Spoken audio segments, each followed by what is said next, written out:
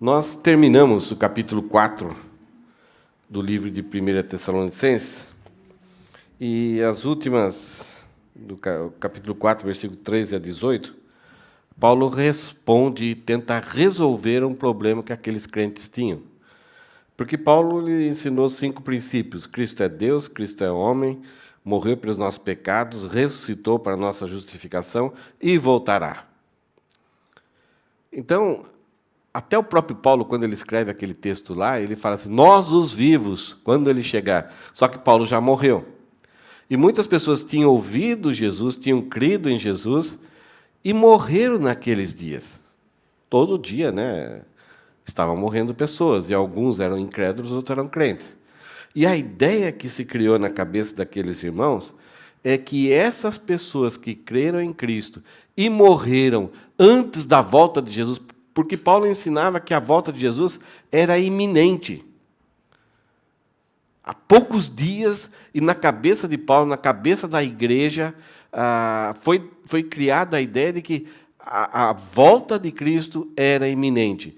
Sendo iminente, seria por aqueles dias. Ele foi preparar-vos lugar, é aquilo que os discípulos receberam de Jesus. Então, a ideia é que Jesus, como ele tem todo o poder, é um construtor, criou o mundo em 7 dias, então, para criar lugar lá para o pessoal, era rápido. Então, a iminência da volta de Jesus, ele vai...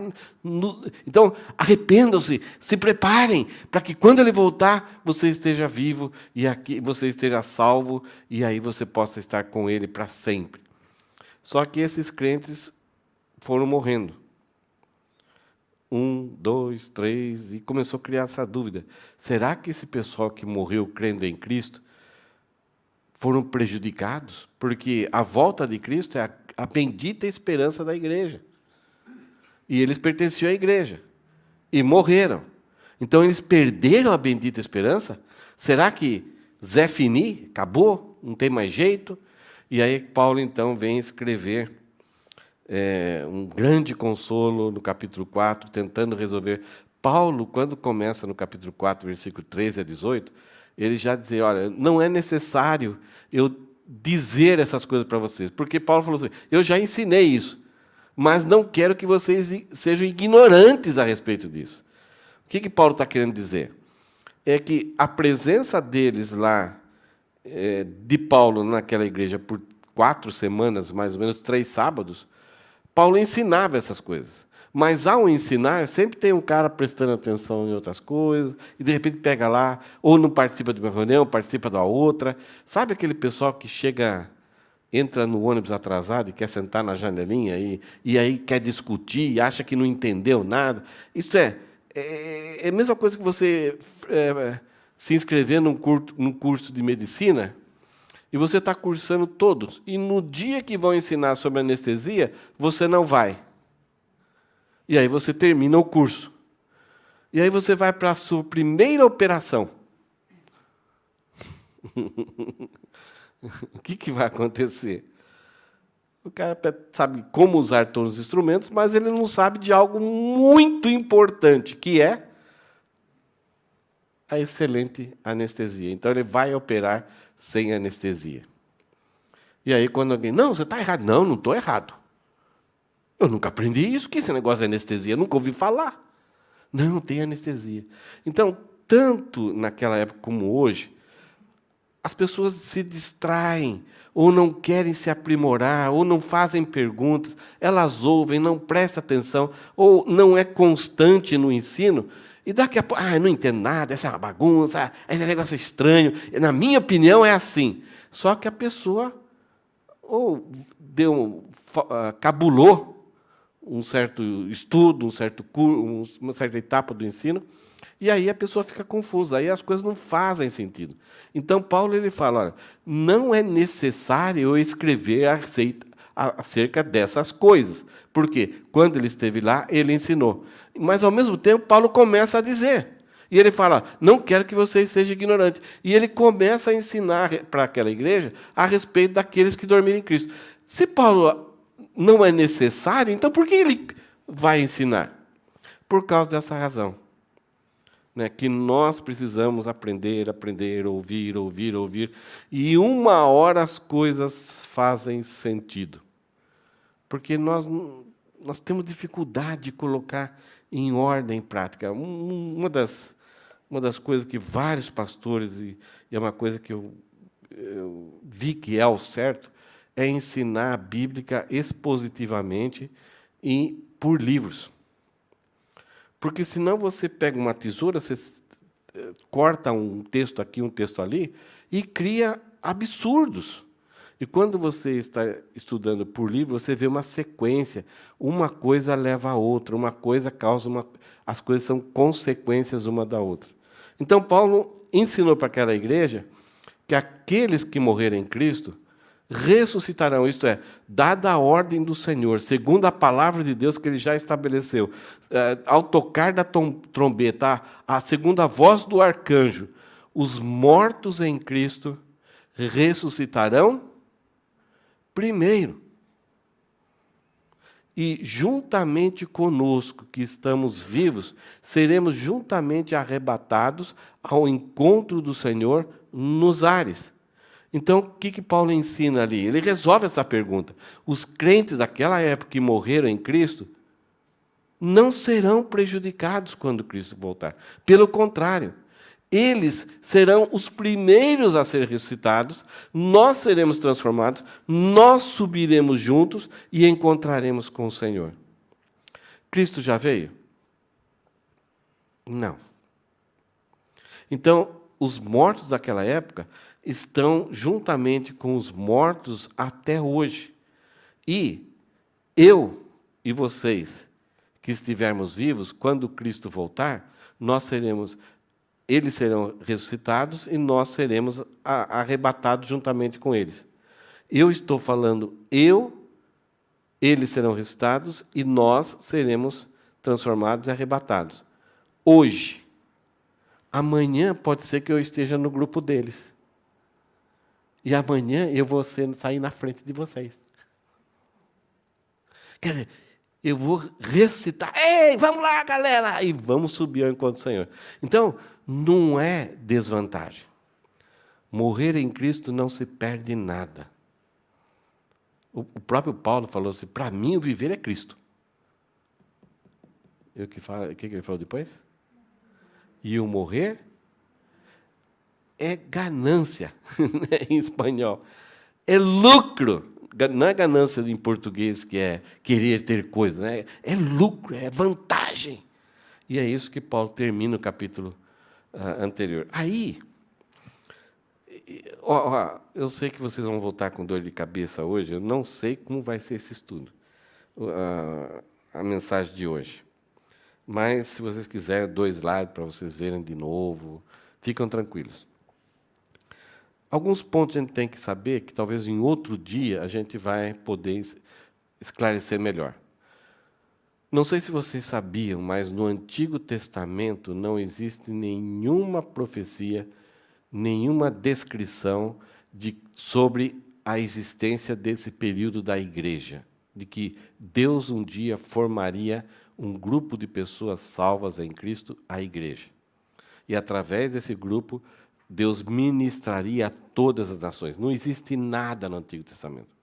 O que o Antigo Testamento fala é que Deus fez um pacto com Adão, de que a semente da mulher, Deus derrotaria a serpente. Depois ele chamou Abraão e falou, olha, de ti eu formarei uma grande nação. Estão os descendentes de Abraão. Nós não somos descendentes de Abraão, mas dos descendentes de Abraão, Deus faria uma grande nação.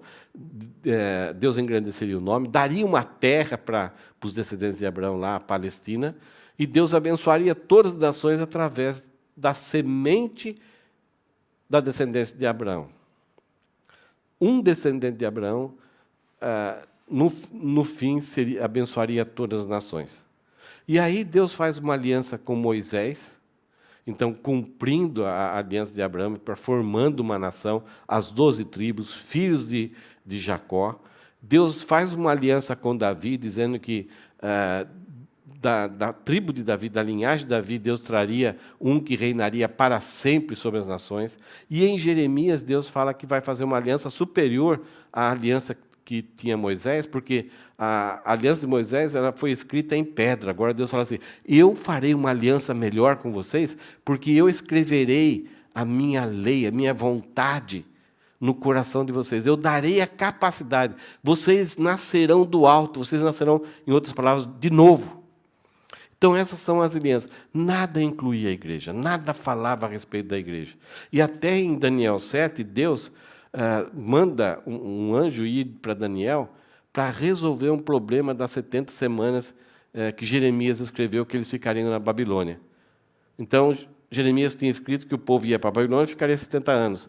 Então, estava terminando o tempo que Daniel está na Babilônia, Daniel vai orar para Deus. Aí vem um anjo e vai explicar, não, essas 70 semanas são 70 semanas de anos.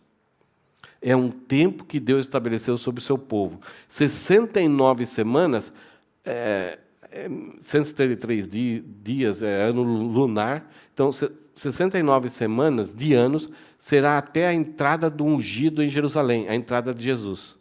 E aí o ungido não mais estará. Como o ungido entrará e não mais estará? Dando a ideia que o ungido seria morto e ressuscitado e estaria com o Pai. E aí, até o fim, haverá guerras e rumores de guerras. Essa é a única coisa que fala sobre o nosso período de igreja no Antigo Testamento.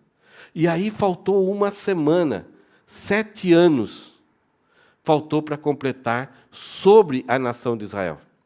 Quando o ungido entra em Jerusalém e o povo rejeita o ungido, eles fazem aquela festa quando Jesus entrou, mas na mesma semana eles rejeitam, ali Deus rejeita a nação de Israel. Abre um parênteses, Deus não mais vai trabalhar com a nação de Israel. E esse parênteses na história, ele, por exemplo, começou aqui quando Cristo morreu, esse parênteses ele vai terminar quando? Aqui? Ou aqui? Nós não sabemos. Nós não sabemos quantos dias, quanto tempo Deus estabeleceu para a existência da igreja. Mas quando, pela ordem do Senhor, ao soar da trombeta, pela voz do arcanjo, os mortos ressuscitarão e os vivos serão transformados, termina a época da igreja. E aí começa os 7 anos lunares, de volta com a nação de Israel. Então, aí quem vai trabalhar, servir a Deus ali, ser um instrumento de Deus para alcançar o mundo todo, será a nação de Israel. E da nação de Israel sairá 2 testemunhas para ele contra todo inimigo, que vai ser o anticristo, a besta e o falso profeta. Haverá 12.000 jovens judeus virgens que anunciarão, 12.000 de cada tribo, que anunciarão o evangelho do reino. Não é um pouco diferente, isto é, o reino vai vir, o reino de Cristo vai vir. Então, eles anunciarão para todas as nações. Ninguém poderá fazer mal contra eles. Com as 2 testemunhas, vão matar as 2 testemunhas. E elas vão ser colocadas em praça pública, dizendo que eles eram perturbadores, e depois vão ressuscitar. Nesse período será um período trágico. Ok. Vamos dar um break aí? Tranquilo? Então, vamos continuar hoje. Olha o que nós vimos, então, na 1 Tessalonicenses, capítulo... desculpa, eu errei aqui. 1 Tessalonicenses 4, de 13 a 18. Está errada aquela referência, é a mensagem passada. Então, a esperança da volta de Jesus produz alegria em meio à tristeza. Então, ignorância produz tristeza, isto é, se você sabe os detalhes, como vai ser a volta de Cristo, então isso produz alegria, evita a tristeza. Mas se você é ignorante nisso, você, morreu, e agora? O que vou fazer? Né? Nós estaremos em boas companhias, então, juntamente com Cristo, juntamente com os mortos ressuscitados. Os que dormem em Cristo, os mortos, precederão os vivos, aqueles que dormirem em Cristo, e eles finalizam o período da igreja e terá um maravilhoso encontro, e essas palavras servem para a gente nos consolar uns aos outros. Essa foi a mensagem de domingo passado. Aí vem a mensagem desse dia, de hoje, que é o Dia do Senhor. Já ouviu essa expressão? Na maior parte das vezes, o que as pessoas falavam que era o Dia do Senhor?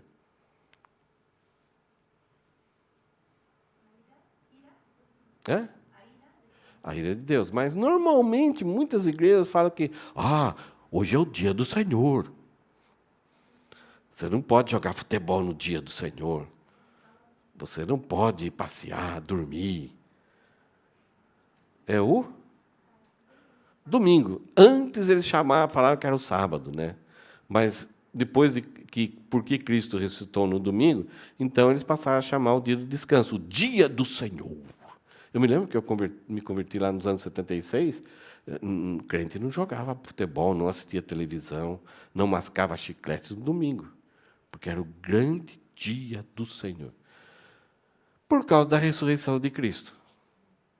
Mas quando esse nome Dia do Senhor começou lá nos profetas, quando Deus enviou mensagem para os profetas para anunciar ao povo de Israel a respeito de que existiria no futuro um chamado Dia do Senhor.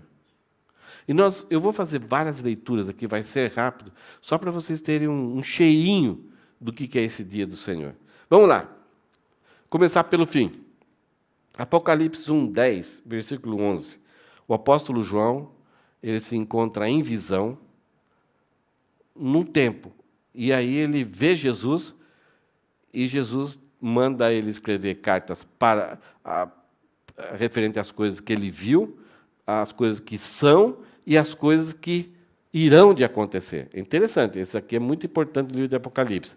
Jesus tem um encontro, João vê ele assim maravilhoso, é um outro ser totalmente diferente, assim, revestido da sua glória, e Jesus fala para João: não temas, eu quero que você escreva 7 cartas que são as coisas que existem naquela época que João estava, e escreva as coisas que irão de acontecer, são as coisas que vai acontecer depois dessa época das 7 igrejas. Então, de cara, a gente percebe que o dia do Senhor não tem nada a ver com o período da igreja.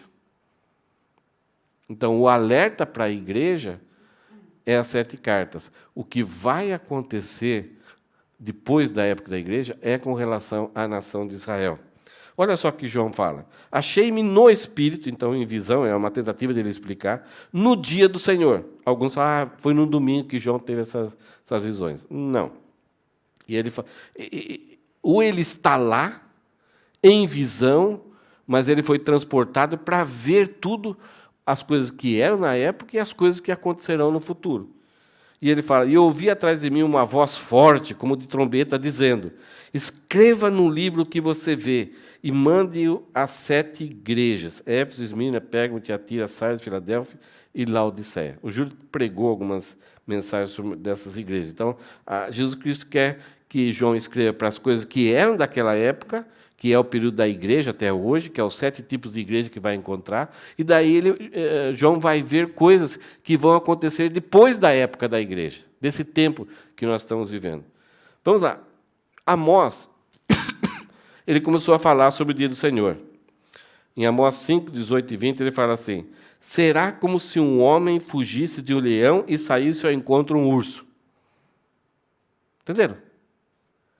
O cara vê um leão, dá de cara com o leão, foge do leão. Ele sai correndo, fugindo do leão, ele encontra com o quê?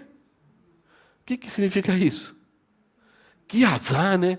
Azar, quer dizer, ele teve a loucura de encontrar com o leão, ele tenta fugir, o certo é fugir, mas dá de cara com o urso. Ou, outra explicação, como se entrando em casa, encostando a mão na parede, fosse mordido por uma cobra, dentro de casa, na parede. Quer dizer, é aquele negócio, a lei de Murphy, né? O cara não tem escapatória. Onde ele vai, tem alguma coisa ruim pegando ele. O termo cobra aqui não é uma é mais do que cascavel, é a áspide, aquela venenosa mesmo. Então ele fala: o dia do Senhor será um dia de trevas e não de luz. Será um dia de completa escuridão, sem nenhuma claridade. Esses termos trevas, escuridão, não é somente a ideia de quando se apaga a luz, mas é sem entendimento, todo mundo estará perdido, todo mundo confiando em si mesmo. Eu sei. Daqui a pouco todo mundo fica assim, e agora o que a gente faz? O leão, o urso, a cobra. Sabe quando você está assim, perdidão, ninguém... eu sei de um cara que tem a solução. Quando você vê, o cara também está fugindo. Tudo aquilo que as pessoas vão confiar vai ser um desespero. Essa ideia de sem conhecimento, sem entendimento, sem luz no fim do túnel. Olha o que Isaías fala sobre o dia do Senhor. Lamentem, pois o dia do Senhor está perto. Ele vem como destruição da parte do Todo-Poderoso. Eis que vem o dia do Senhor, dia cruel, com ira e ardente furor, para fazer da terra uma desolação e exterminar dela os pecadores. Porque as estrelas e constelações dos céus não darão a sua luz. O sol, logo ao nascer, se escurecerá, e a lua não fará resplandecer a sua luz. Tem coisas figuradas, mas tem coisas literais aqui. Então, quando fala do sol, aqui não é como Amós falou, trevas e escuridão. Aqui é literalmente trevas e escuridão. E como que a luz, quer dizer, você não terá nem acesso à visão que você tem da luz. Alguma coisa vai cobrir, e o sol se converterá em trevas. Isso é, a terra como se tivesse uma grande fumaça revestindo a terra. Alguma coisa, uma catástrofe vai acontecer. O que chamou mais atenção sobre uma característica do dia do Senhor que Isaías deixou aqui?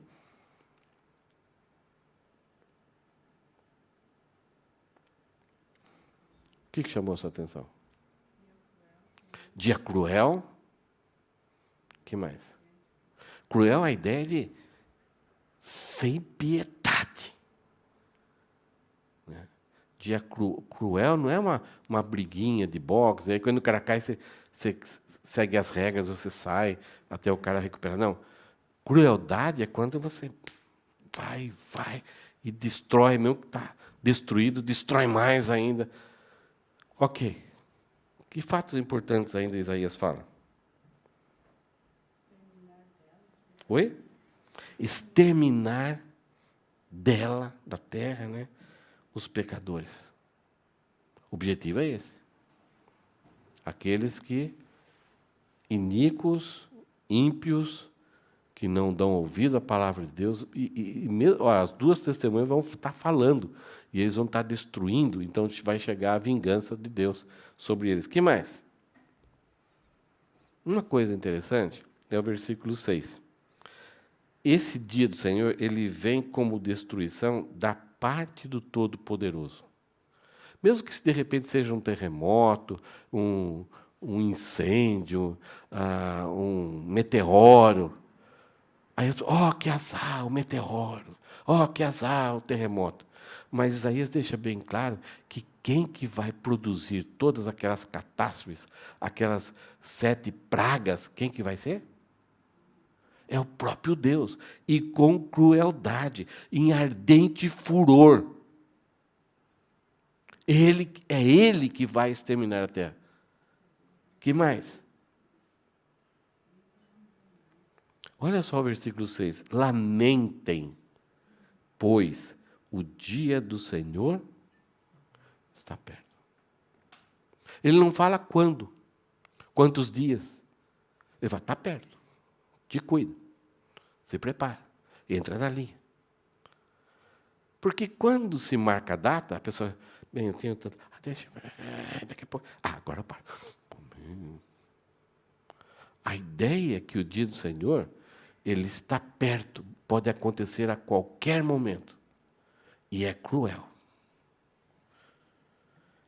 Isaías 13, ainda o versículo 11 a 13, ele fala, olha o que Deus fala, castigarei o mundo por causa da sua maldade, e os perversos por causa da sua iniquidade. Tem uma razão de Deus agir no futuro desse jeito. Porque as pessoas têm uma ideia de Deus, é um Deus velhinho, de Papai Noel, sentado no trono, meio sonecão assim. Então Deus, eu faço isso aqui. Aí, tá bom, há uma bênção para você. E Deus só love. A Bíblia fala que Deus é santo, justo e verdadeiro, que ama a justiça e odeia o mal. E a grande questão que os homens estão zombando de Deus, se Deus existe, por que o mal existe? Se Deus é bom, por que Ele permite as coisas ruins? Eles zombam do próprio Deus, porque não conhecem a Deus. Então Deus, tá bom, vocês vão ver o que é bom para tosse. Então Deus vai tirar o mal. É a punição do mal, é a justiça de Deus sobre o mal. Ele fala: castigarei o mundo por causa da sua maldade e os perversos por causa da sua iniquidade. Farei cessar a arrogância dos atrevidos e abaterei o orgulho dos violentos. Farei com que as pessoas sejam mais escassas do que o ouro puro, mais raras do que o ouro de Ofir. Tem até uma música: você é tão especial que você é mais raro do que o ouro de Ofir. A pessoa leu esse texto e não entendeu nada. A ideia é que Deus vai destruir o homem, que vai ser até difícil achar um homem sobrevivente naqueles dias. Porque o negócio vai ser feio. Portanto, farei estremecer os céus e a terra será sacudida do seu lugar, por causa da ira do Senhor dos exércitos e por causa do dia do seu ardente furor. Não precisa nem colocar essa palavra ardente. Por causa do dia do seu furor. Mas colocando ardente furor, o que é isso? Traz a ideia de algo inigualável, algo que nunca na humanidade, na história da humanidade, aconteceu. E já aconteceu muita coisa trágica. Mas esse dia é um dia diferente. É um dia especial, que Deus vai estar por trás.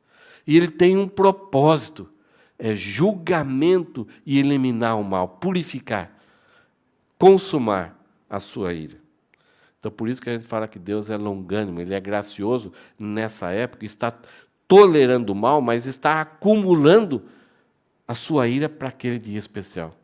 E nós, os crentes, ou muitas pessoas que já morreram em nome de Cristo, em nome de Deus, questionam Deus. Deus, mas o Senhor não vai fazer nada. Onde está a sua vingança? Ou coisas que a gente passa e sofre nessa terra. Puxa, mas eu vim para a terra para viver desse jeito. Onde está a bondade e a graça de Deus? Cadê a justiça de Deus? Eu tento servir Ele, olha o que eu passo.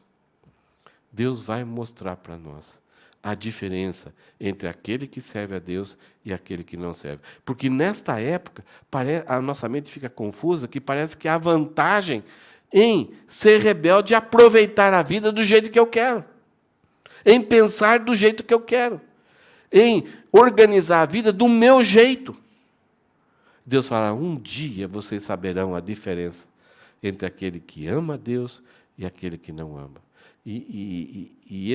Essa diferença vai permanecer para sempre. Por enquanto, é tudo temporário, é tudo transitório, é tudo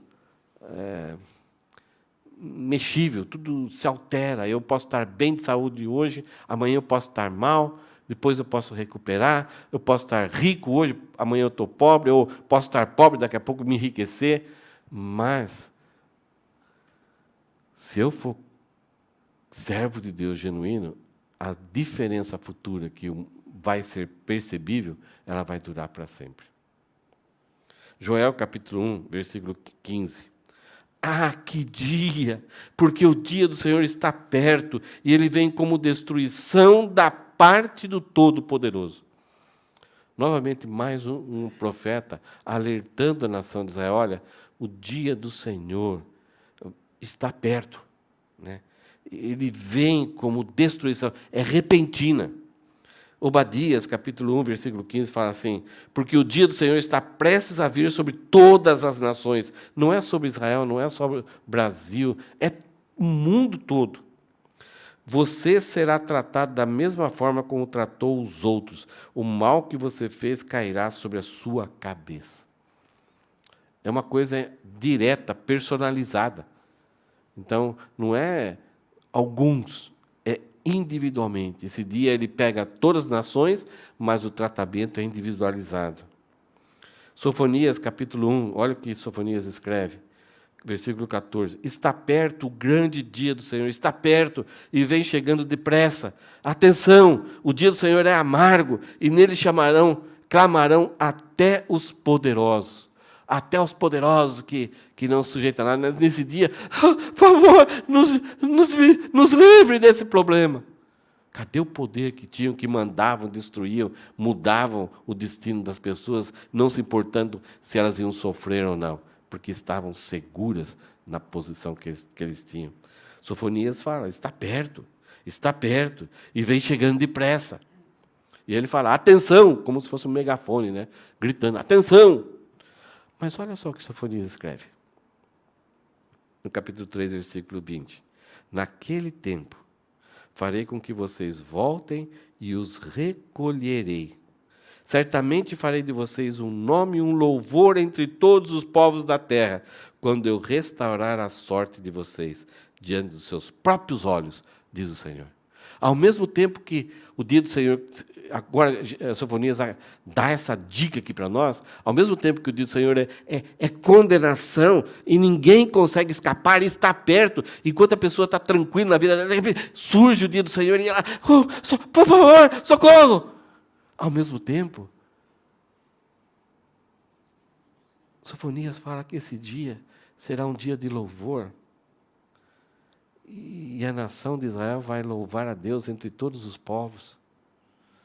E eles vão estar numa situação tão terrível, e Deus vai restaurar a sorte deles. E, diante dos próprios olhos deles. Diz o Senhor. Então, ao mesmo tempo que o dia do Senhor, agora com esse detalhe de Sofonias, está perto, está chegando. Ele é um dia de terror, condenação, mas é um dia também de salvação, consolação. É o dia em que Deus vai salvar nacionalmente a nação de Israel. Não sei se hoje ou mais para frente, nós vamos falar, talvez mais quando estudarmos o livro de 2 Tessalonicenses, nós vamos estudar sobre o dia do Senhor. E a gente vamos ver algumas etapas, e Apocalipse fala a respeito disso. Que a nação de Israel será perseguida de uma tal forma que, naquela época, o último resquício a respeito de Deus será a nação de Israel. E eles acham que, se eliminarem a nação, se destruírem a nação de Israel, então o homem poderá governar plenamente o seu destino. Nunca mais se ouvirá que existe um Deus. E quando eles convocarão um exército de 20 milhões de soldados, todas as nações se voltarem contra a nação de Israel não tem mais nada para ter socorro, ajuda. Nesse momento, eles vão clamar a Deus. Deus manda-nos o Messias, e o Messias virá. E todo olho verá. Ele pisará o Monte Sinai, destruirá a besta, o falso profeta e o anticristo. E todo aquele exército morrerá. E quando a nação de Israel vê o seu Messias, que é quem? O próprio Jesus. Eles crerão como nação. Só o fato, porque, olha só aqui, quando eu restaurar a sorte de vocês diante de seus próprios olhos, eles vão crer porque vão ver. E eles vão reconhecer que Jesus é o mesmo que veio, morreu e ressuscitou, e eles rejeitaram. Agora Deus está salvando eles e salvando nacionalmente. Todo olho o verá. E todas as nações da terra estarão torcendo para Israel ser destruída. E Jesus vem. O dia do Senhor será isso. Agora, quando a gente fala dia, tem algumas coisas na Bíblia que a gente vê que a palavra Yom, dia, é dia, 24 horas. Mas muitas vezes dia é uma época, que pode começar de um jeito e terminar de outro jeito. Então, quando se fala dia do Senhor, por todas as descrições dos profetas, está falando que vai acontecer muitos eventos. Não é uma coisa pontual. Não, muita coisa vai acontecer. Por isso que o livro de Apocalipse, João vê as coisas que serão. Então, todo o livro, do capítulo 3 em diante do livro de Apocalipse, depois do capítulo 3, vai falar tudo aquilo que acontecerá nesse momento do dia do Senhor. Aí, esse dia era um dia de restauração, em que a nação de Israel seria restaurada. Então, no passado, antes de Cristo, a nação de Israel deixou de ser nação lá no ano 606, quando Nabucodonosor invadiu a nação de Israel e levou ela a cativeiro. Eles voltaram depois em 586, mas não tinha mais Desculpa, a nação foi destruída em 722, depois em 586, 597 eles voltaram, mas eles não tinham mais rei, não tinha mais o templo, construíram uma merrequinha de templo. Então, a nação deixou de ser a nação que Deus queria que eles fossem. E eles continuaram até Jesus, totalmente mudada. Quando Jesus veio, eles rejeitam Jesus. Então, o grande desejo daquelas judeus que amavam a Deus é que Deus um dia restauraria. E quando Jesus Cristo vem, eles estão sendo governados pelos romanos. Tinham sido governados pelos assírios, pelos medo-persas, pelos gregos, pelos romanos. Aí Jesus Cristo vem. Então eles querem essa libertação. E quando viram que Jesus podia os libertar, eles foram atrás de Jesus. Mas daqui a pouco Jesus se encaminha para a cruz. Os próprios discípulos, que Messias é esse? Nós esperávamos que ele fosse o Messias, mas o cara se entrega, não luta. Aí ele ressuscita. Opa! Ei! Porque antes, pelos milagres de Jesus, multiplicação dos pães, andando pelas águas, ressuscitando Lázaro, esse é o Messias. Morre, acabou tudo, frustrado. Pedro entra em depressão. Quando Jesus Cristo ressuscita, opa! E Jesus Cristo falou, espere lá em Jerusalém, que vai descer o Espírito Santo sobre vocês, e vocês serão minhas testemunhas por toda a terra. Olha quando Jesus fala isso para os discípulos, esperem em Jerusalém, descerá o Espírito Santo sobre vocês, e vocês serão minhas testemunhas sobre toda a terra. Olha o que acontece quando os discípulos ouvem disso de Jesus. Versículo 1, capítulo 1 de Atos, versículo 6. Então, os que estávamos reunidos com Jesus perguntaram para ele, será este o tempo em que o Senhor restaurará o reino de Israel? Jesus respondeu, não cabe a vocês conhecer tempos ou épocas, isto é, tempo cronometrado ou épocas, situações em que o Senhor vai voltar. Não cabe a vocês. Essa incumbência de ter o controle sobre isso é do Pai. É o Pai que tem o controle. Não é nem o Filho, não é nem o Espírito Santo. Essa incumbência é do Pai. De ter o controle de dizer, é agora. E aí as coisas acontecerão. Então, com tudo isso, a gente viu algumas coisas sobre o dia do Senhor, né? É imediato, é rápido, está logo chegando, é um dia de vingança, é um dia de consolo, porque Deus vai restaurar a nação de Israel. E agora, quando Paulo está pregando, está discipulando aquela igreja, então Paulo vai falar sobre o dia do Senhor. E aí agora a gente vai ver esses contrastes do dia do Senhor que se encaixam, então, com o que Paulo vai comunicar para essa igreja. A pergunta que Paulo vai responder aqui nesses 3 versículos é, quais são os contrastes em relação ao dia do Senhor? Vamos lá. Versículo 1. Primeiro contraste, ou primeira certeza aqui, é que os salvos não são ignorantes quanto ao dia do Senhor. Olha o que ele fala. Irmãos, no que se refere aos tempos e às épocas, não há necessidade de que eu lhes escreva. Vocês sabem. É a mesma coisa que Paulo falou no capítulo 4. Já falei, já ensinei, já estive com vocês, já falei sobre que antes de Jesus vivia a nação de Israel, agora é um tempo da igreja. Então, quanto a tempos e épocas, vocês não precisam ficar perscrutando, marcando data, isso e aquilo. Tem um negócio interessante, não sei se você percebeu. Quem aqui assistiu De Volta para o Futuro? Acho que é 3 filmes. Você já assistiu? Quem aqui assistiu? Assistiu? Vocês não assistiram De Volta para o Futuro? Como que era? Era o velhinho e o garotinho lá, que agora está com mal de Alzheimer. Tadinho. Como que é o nome dele? Esqueci. Michael J. Fox. Quem é? Michael J. Fox, ele está com Alzheimer, dá muita pena dele, tadinho. Não é tão velho assim, né? Mas, para ele voltar, ele tinha que ter uma descarga elétrica que tinha que ir para o carro dele, uma Lore, né, era o carro dele, mas tinha um outro nome, o carro dele lá, que aí funcionaria um mecanismo dele, geraria uma velocidade tão grande e ele, então, seria transportado no tempo. Para ele pegar essa energia. Então ele ficou sabendo do dia e horário, tinha acho que era igreja, não sei, tinha um relógio, tinha um para-raio lá, que ia cair um raio naquele relógio e ia parar aquele relógio.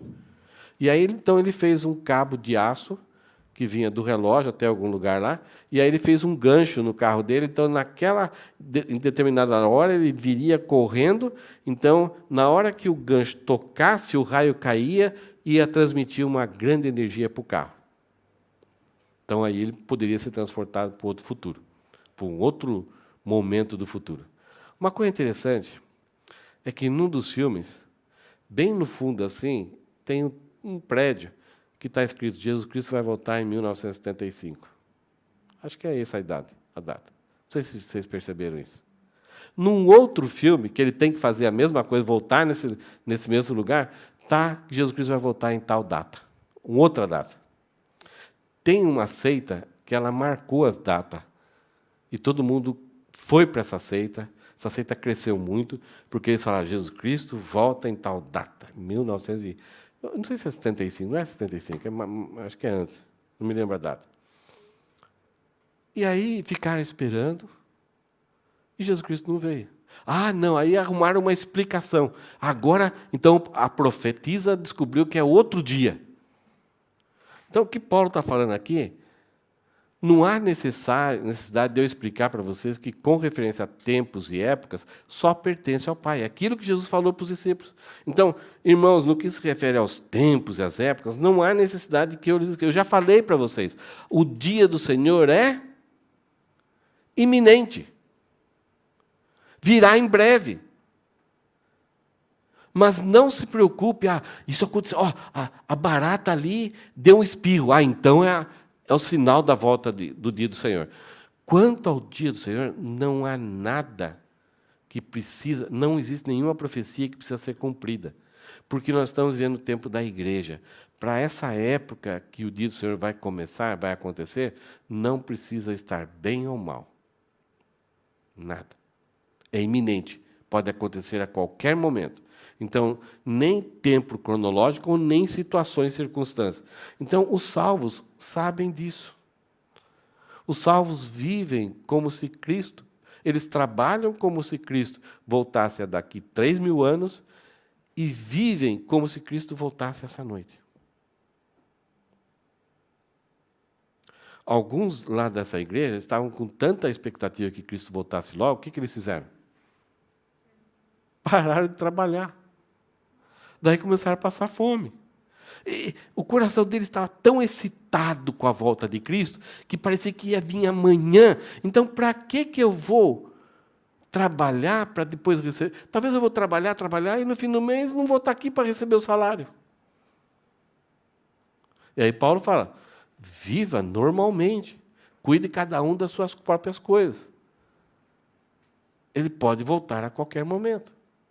Para Paulo, na perspectiva dele, Cristo voltaria, o dia do Senhor aconteceria quando ele estivesse vivo. Isso não aconteceu. Cristo falou com ele? Não, Paulo sabia muito bem que ele podia...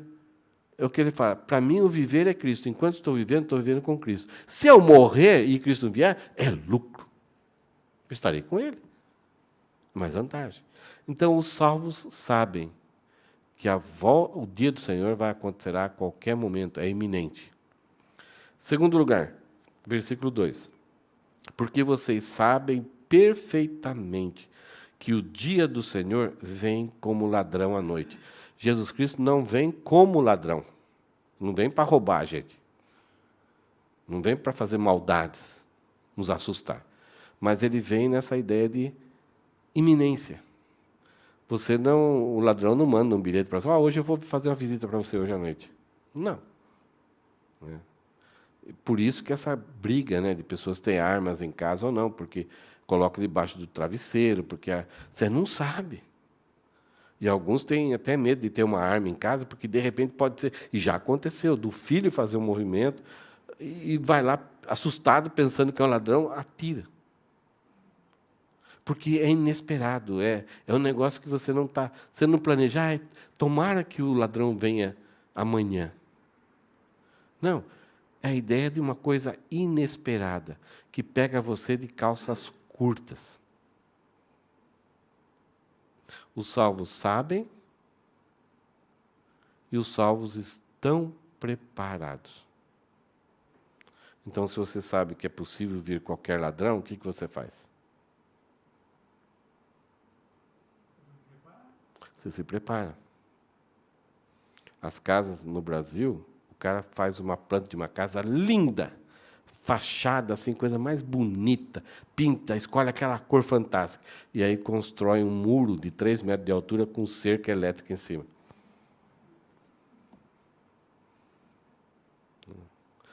Mas o cara está errado? É triste. Aqui não tem nem muro. Mas no Brasil é loucura você não considerar a possibilidade de alguém fazer uma visitinha para você na madrugada. Ou quando você chega em casa, na hora de abrir o portão, te pegam. Por isso é aconselhável, lá no Brasil, quando você vai chegar em casa, dá umas 2 voltas no quarteirão, para ver se não tem nada suspeito, nenhum carro suspeito. E aí, né, as pessoas usam carros blindados, gastam uma fortuna num carro blindado. Então, os salvos estão preparados. Eles estão preparados para enfrentar esse dia. Versículo 3. Nós vimos sobre os salvos. Como é os incrédulos? O que Paulo fala a respeito do incrédulo?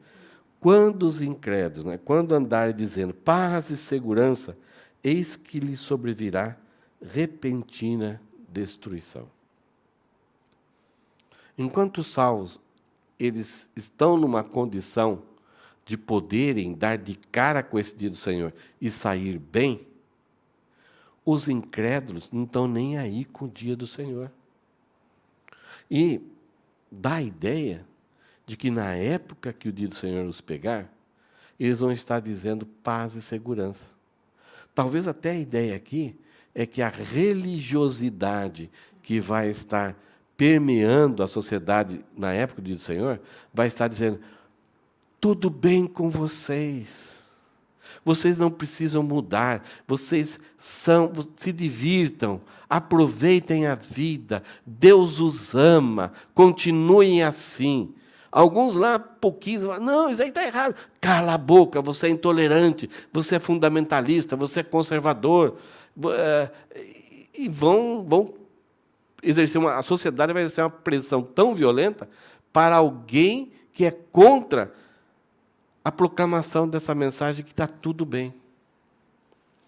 O que nós vemos hoje é pastores ainda que estão pregando a Bíblia, a palavra de Deus, e sobre esse dia, esse tempo em que Deus vai julgar o mundo, esses pastores estão sendo cancelados, estão sendo perseguidos, estão sendo prejudicados no seu ministério. Nós gravamos os estudos aqui.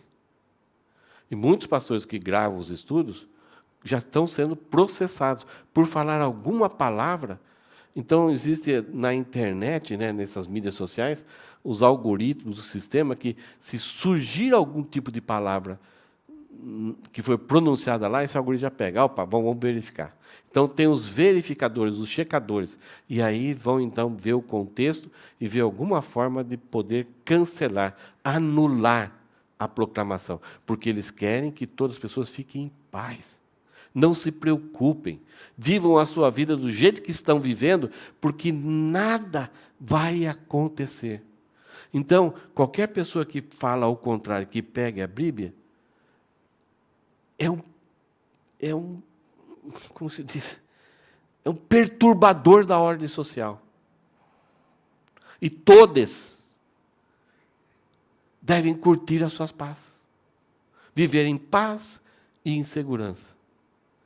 E existe uma agenda para criar seminários, para treinar pastores, para pregar em paz e segurança.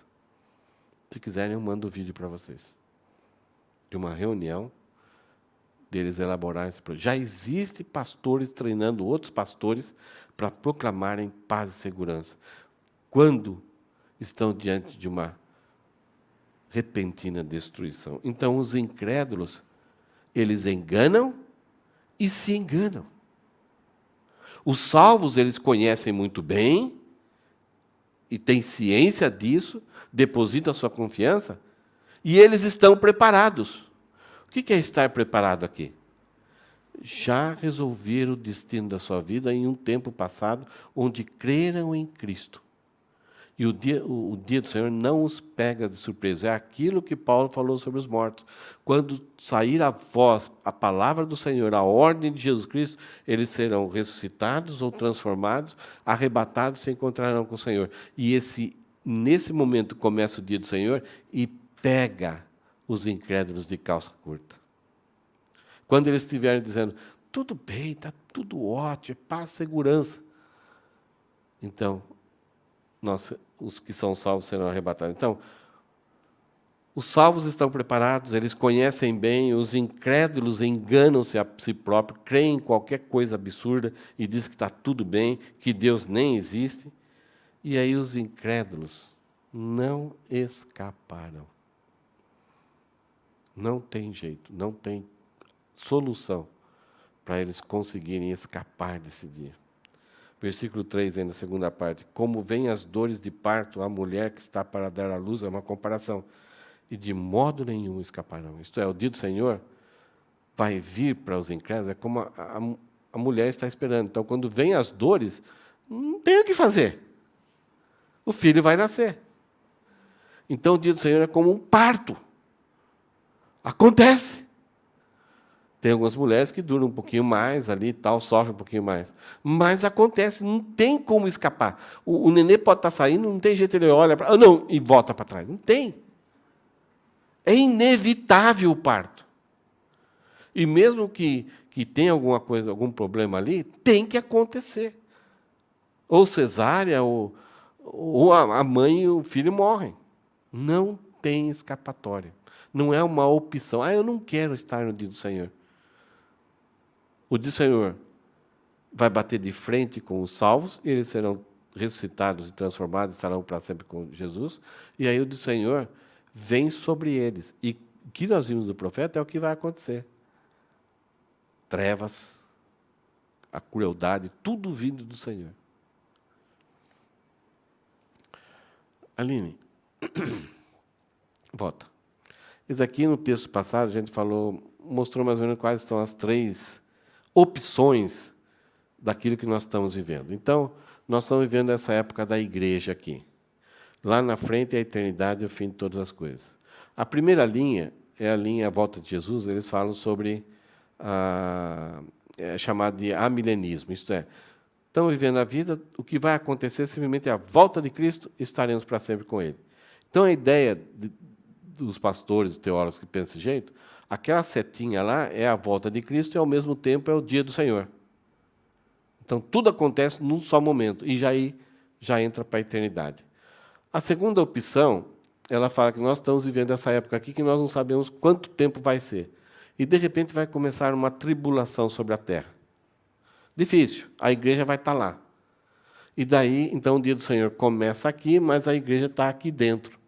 E aí, quando Cristo vem, Ele salva a igreja, arrebata a igreja, e a gente vive aqui 1000 anos com Cristo aqui na Terra. Então, uma ideia de pós-tribulacionista, isto é, Cristo vem depois da tribulação. Então, a tribulação seria esse dia do Senhor aqui. Uma terceira linha de pensamento é essa daqui, que é chamada de pós-tribulacionista. A igreja está vivendo aqui, nós não sabemos quando vai acontecer, então a ideia é que os mortos em Cristo ressuscitam, os que estiverem, os crentes vivos serão transformados, sobem com Cristo, estarão com Cristo lá nos céus, tem o tribunal de Cristo, que é para a respeito de galardões, depois tem o casamento de Cristo, as bodas do Cordeiro, e enquanto aqui, nesse momento, enquanto os salvos e os mortos em Cristo sobem, são libertos, é o dia de consolação, os que sobrarem aqui na terra vão enfrentar o dia do Senhor.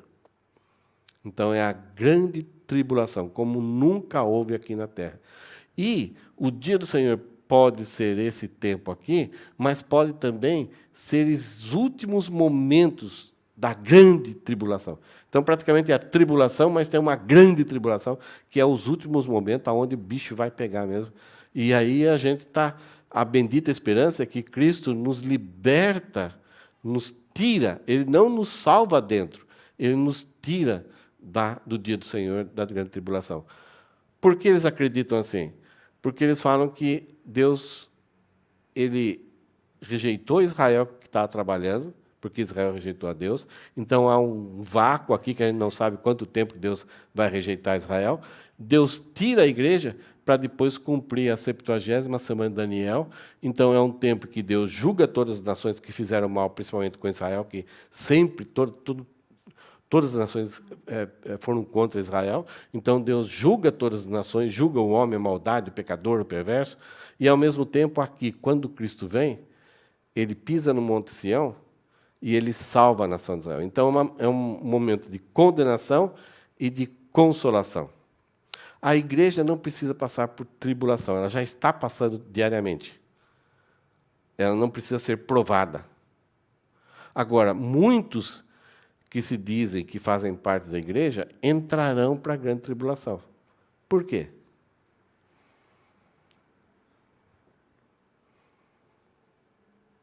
Porque alguns que frequentam igreja não serão arrebatados e estarão na tribulação. E enfrentarão o dia do Senhor. Por quê? Porque não creram, não são salvos. Vão ficar... Por que eu... aí que vem aquela palavra, né, que criou 3 vezes. Deixados para trás. Eram pessoas nominais, que não estavam preparados. Então, o que Paulo escreve nesse texto de hoje, não é necessário escrever para você essas coisas, mas ele escreve, porque ele quer nos consolar com essas palavras. O consolo que Paulo quer é que a ira de Deus sobre a humanidade não vai cair sobre nós. Nós somos resgatados desse dia de ira sobre a terra. Agora, passaremos um tribunal com Cristo, seremos avaliados e seremos premiados na boda do Cordeiro. Mas aí nós viremos de carona com Cristo. Aqui, ninguém verá a Cristo, a qualquer momento. Não precisa acontecer nenhuma profecia para Cristo nos arrebatar. De repente, num piscar de olhos. Aqui, todo olho verá. E ele pisará o monte de Sião. Então, essa é a parousia, né? É uma vinda em 2 etapas. Essa primeira etapa de Jesus, ela é iminente, é o dia do Senhor. Pode acontecer, a gente nem conseguir sair desse prédio aqui, pode acontecer. A qualquer momento. É iminente. Essa volta de Cristo aqui para estabelecer o seu reino sobre a terra não é iminente, porque na hora que aconteceu o arrebatamento, você conta aqui 7 anos certinho, Cristo vem aqui. E ele aí vai destruir a besta, o falso profeta, o anticristo, vai amarrar o diabo, aí até que enfim o diabo vai ser amarrado, porque tem um monte de gente amarrando ele com barbante, toda hora ele está solto, mas aí ele vai ficar amarrado para sempre. Toda vez, em cada capítulo de Tessalonicenses, Paulo termina com algo sobre a vinda do Senhor. Por que ele faz isso? Porque ele quer nos consolar aqueles que creem em Cristo, diante das dificuldades que a gente tem na vida aí, diante desse medo que a gente tem da morte, a gente quer adiar, a gente quer fazer hora extra, né? A gente quer negociar com a morte ou com o sofrimento.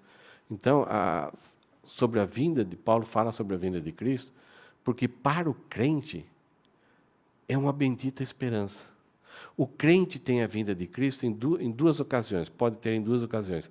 Ou quando Cristo vier, o crente estiver salvo, Cristo vem. Ou quando o crente morrer, porque quando ele morre, ele encontra com Cristo. E não há prejuízo nenhum se nós morrermos. O incrédulo também tem encontro com Cristo. Quando Cristo vier, ele vai se encontrar com Cristo, mas vai enfrentar o dia do Senhor. Se ele morrer, ele encontra com Cristo também. E vai enfrentar a ira de Deus. Não tem mais solução. Então Paulo fala, vocês sabem, vocês conhecem, vocês estão preparados. O único jeito de estar preparado com Cristo não é levar os cartões de banco aqui, ó, quando Cristo... Deus, ó, está aqui, ó, vamos negociar, eu tenho não sei quantos bitcoins aqui, dá para a gente fazer um negócio? Não tem jeito. A única preparação aqui é ter o Espírito Santo ou não. É estar selado pelo Espírito Santo ou não. Aqueles que estiverem selados, mesmo que nem queiram, vão ser arrebatados, vão ser glorificados, vão ser arrebatados. Talvez até alguns crentes vão ser arrebatados. Não, eu quero ficar um pouquinho mais aqui. Aqueles que não sabem o que vai acontecer, talvez até reclamem do arrebatamento. Mas não tem jeito. É tanto o início do dia do Senhor como o arrebatamento desse encontro com Cristo, mas eu creio que nenhum crente verdadeiro, essa é a bendita esperança, é aquilo que mais a gente anseia. Mesmo que a gente queira viver, a gente queira ver os nossos netos, os nossos bisnetos, ou saber como que... Pode, né? Tanta coisa, os sonhos. O crente, ele verdadeiro, ele tem sonhos, ele planeja, ele vive, ele se esforça. Não existe nenhum erro nisso, deve ser assim. Mas ele também anseia por esse encontro com Cristo. Esse encontro maravilhoso. E aí por isso que Paulo fala, consolem uns aos outros com isso. Vamos só memorizar, fotografar os contrastes. Contraste do dia do Senhor. Os salvos conhecem e estão preparados. Os incrédulos enganam-se. Não, está tudo bem. Eu com Deus aí, ó, nós somos chapa. E não tem escape. Não tem negociação. Não dá para fugir para a Lua, para a Conchinchina, não dá. O dia do Senhor, para os salvos, traz muita consolação. É o dia que o mal vai ser vingado. O mal que habita em nós será retirado. Nós vamos poder agradar e louvar a Deus, porque será um dia em que os salvos louvarão ao Senhor, por Ele estar cumprindo as suas promessas. Os incrédulos, um momento só de tristeza, de clamor, os poderosos vão reconhecer que estavam errados e vão clamar por socorro. É um dia de consolação, um dia de condenação. Só para a gente terminar aqui com uma frase. O conhecimento do juízo futuro de Deus sobre os pecadores deve levar-nos, nós que somos cristãos, primeiro, a um esforço evangelístico. É triste ver cristãos, também, que um cara que é ímpio, um cara que morreu blasfemando de Deus, só porque você gostava dele, você publica lá RIP. Sabe o que é isso? Rest in peace. Que ele descanse em paz. Se o cara, durante a vida toda, deu sinais de que abomina a Deus, pode até ser, no último instante ele clama a Deus. Pode até ser. Mas eu não posso ter segurança que o cara que rejeitou a Deus a vida toda descanse em paz. Na hora que ele morre, ele vai encontrar o dia do Senhor. O dia do Senhor é um dia de muita tristeza para ele. Então, esse conhecimento que a gente tem que o dia do Senhor é breve e será terrível para as pessoas, então deve nos levar a um esforço evangelístico. A nos esforçarmos. Nem sempre quando evangelizamos, ou quase sempre quando evangelizamos alguém, vamos receber um tapa na cara. Uma rejeição, um insulto, uma negação. A gente está trazendo alguma coisa tão boa para eles, é a salvação deles. E eles ou vão dizer, não vão dar bola, não vão dar atenção, vão rejeitar, ou até vão brigar com você, contestar você. Então, por isso que evangelizar é esforço, é trabalho, que nem sempre a gente tem resultados positivos.